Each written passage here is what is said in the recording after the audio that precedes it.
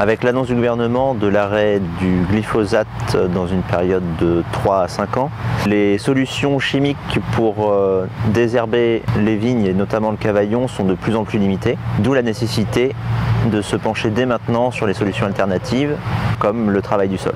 Les 3 raisons principales pour lutter contre les adventices sous le cavaillon sont limiter la concurrence vis-à-vis de la vigne, ensuite limiter les gelées printanières en limitant la hauteur de végétation et enfin éviter d'avoir un microclimat trop humide favoriserait l'installation de certaines maladies.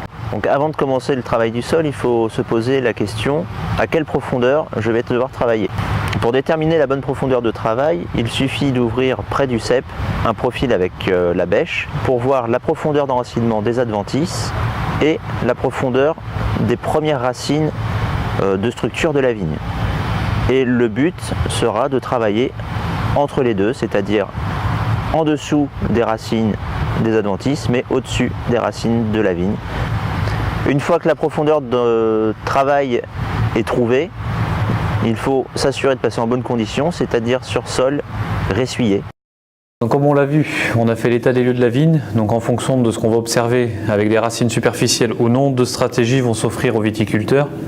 Si on a peu de racines en surface, un travail plutôt conventionnel avec un décavaillonnage à l'automne peut s'opérer. Donc après, sur des techniques plutôt superficielles, on va s'orienter sur du travail léger. On va favoriser plutôt des travails avec des disques type émoteur ou type disque créné qui vont permettre de travailler très superficiellement, ou certains types de lames à effacement hydraulique nous permettent aussi de travailler superficiellement mais aussi entre les ceps. D'autres techniques sont arrivées depuis peu, les doigts de binage type doigt cresse ou similaire nous permettent de travailler aussi dans l'intercept sans effacement. Voilà, avec l'arrêt de différentes matières actives, on se pose beaucoup de questions aussi à aller vers des techniques plutôt alternatives. On a vu apparaître maintenant depuis 2-3 ans des techniques tirées des collectivités, donc les désherbeurs à eau chaude qui marchent très très bien dans les collectivités, on les voit arriver dans les vignes, c'est ce qui était présenté lors de la journée de démo.